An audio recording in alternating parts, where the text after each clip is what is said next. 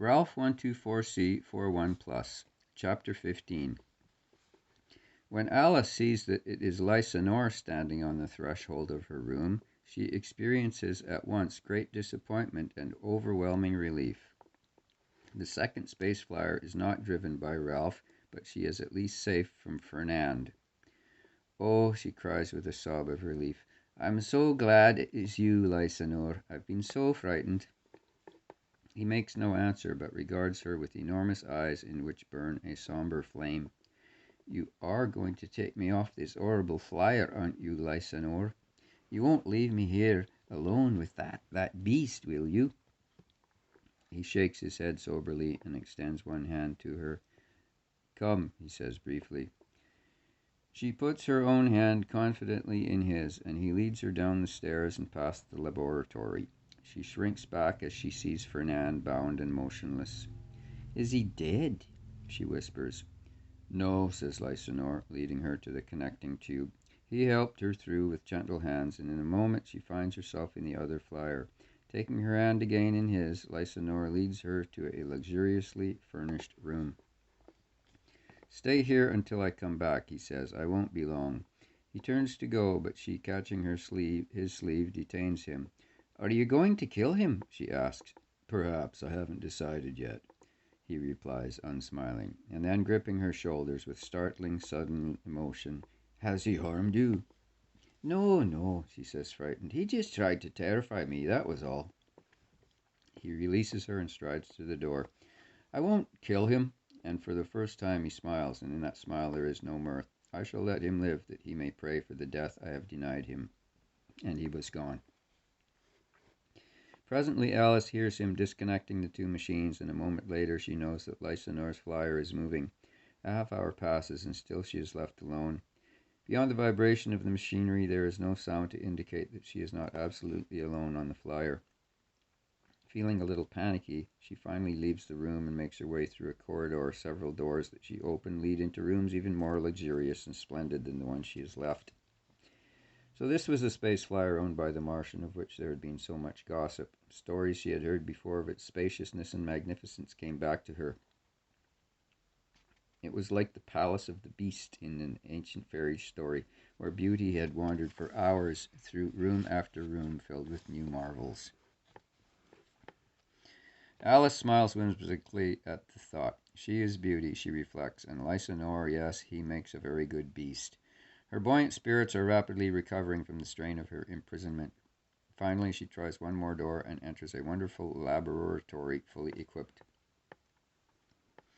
At the farther end, seated before a low table, sits the Martian, his head resting on his folded arms. His whole attitude suggests hopeless desolation. He looks very lonely and remote, and somehow to her very pathetic. She stands hesitating, uncertain of whether to advance or retreat. Finally, she speaks his name softly. At her voice, he raises his head and stares at her. And she sees that his face is lined and furrowed as if with some terrible strain, but his eyes are steady with resolve. "How serious you look," she says, coming into the middle of the room. "You seem so worried and anxious, Lysanor. Has something gone wrong with the flyer? And what did you do with Fernand and his machine?"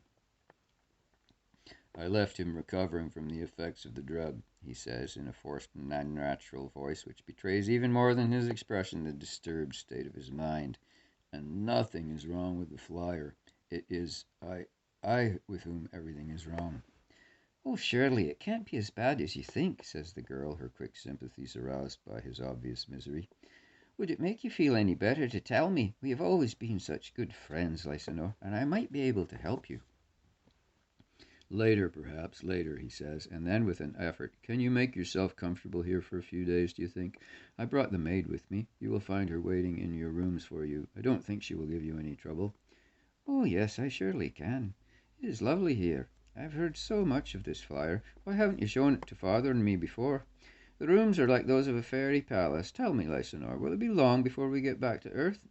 Everyone," she had about to say Ralph, but checked herself, "everyone will be so worried about me." "We are never going back to Earth," he says. "Never going? Why? What has happened then? Is there something wrong that you won't tell me? Or are you joking?" "But of course you're joking, Lysanor, and for a moment I thought you were serious." I was never more serious, he says, rising to his feet and facing her. We are never going back, you and I. Alice looks at him wide-eyed, amazed and bewildered. But I don't understand, she falters. Why, Lysanor? It is then that the pent-up emotion of months bursts the bonds of self-restraint that he has forced upon himself. Why? He cries passionately. You ask me why. Can't you see why? How can you look into my eyes and not know why? Because I am a man, because I am a fool. Good God, because I love you. He flings himself upon his knees, clasping her about the waist with his arms. I worship you, I adore you, I always shall. You must love me, you cannot help but love me. I love you so much, Alice, Alice, my dearest beloved. He throws his head back and looks into her face imploringly, as if by the very force of his love she must respond. But he reads there only terror and a growing abhorrence. It cools him more effectually than any words she could have spoken, and he relinquishes his hold on her, rises, and goes back to his former position at the table, while she watches him speechlessly. For a time neither speaks, and at last he says in a quiet tone, strangely in contrast with his late passion, You can't hate me, Alice. I love you too much. No, she says gently, I don't hate you, Lysanor, but oh, can't you see how hopeless all this is? I love Ralph, and if you keep me here forever, I will still love him.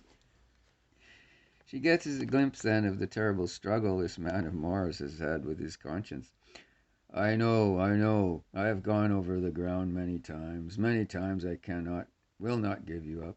I tell you, he goes on with a return of his former frenzied emotion, that rather than let him have you, I will kill you with my own hands. At least when you are dead, I will be sure that no other man can possess you. She was a courageous girl, but before the madness in his face, she flees, shuddering. During the next several days, Alice keeps close to her rooms. She sees little of Lysanor, who seems to be avoiding her purposely, and the maid, Lilat, is uncommunicative. Alice is horribly lonely and afraid. At first she has confidently expected Ralph to rescue her at any moment, but as the days drag on, and still the space flyer draws nearer to Mars, and there are no signs of Ralph, she becomes increasingly desperate. She knows that Lysanor controls powerful interests on his native planet, and once there, all her pleading will be in vain, and he will make her his bride. The few times she sees him, he is quiet in a manner, showing courteous deference to her, but he cannot hide the triumphant light in his eyes, which the nearer they come to Mars, he takes less pains to disguise from her. And yet she cannot deny the fact of his genuine and fervent love for her. Only once does he again speak of it. One day she is sitting in the beautifully appointed library reading, while Lilat nearby, when he enters. He gazes at her a moment in silence, then he says, You know, Alice, just to have you here with me, where I can see you occasionally, is wonderful to me. Her eyes fill with quick tears, for she is worn and unhappy, and seeing them he quickly withdraws. Later, he seems very busy in the machine room. Passing it once, she sees him working frantically at something which she cannot see. But a glimpse of his face reveals it haggard and drawn. It is but a few minutes after that in her own room a complete and terrifying blackness obliterates everything. She hears Lilat screaming somewhere in dreadful panic, and she hears Lysanor shout something hoarsely. Stumbling, she makes her way as fast as she can in the darkness back to the machine room. She hears him at one of the windows. Apparently he is trying to pierce the blackness to ascertain its cause. She starts towards him when the light returns in a blinding flash, and she sees Lysanor stagger as if struck by something. Lysanor, what is it? What has happened? He lurches toward her and catches her in his arms savagely. I'll tell you what happened. I see it all now. The comet, a trick, damn him. And now he's got me. But not you, Alice, not you. You are going with me. The Martian's face is distorted with passion. He has a gleaming dagger in his right hand poised over her. Then, just as it is about to strike, he sees his face go blank and feels a terrific blow on her arm. The next instant she is slumping, seeming to drop off into a dreamless sleep.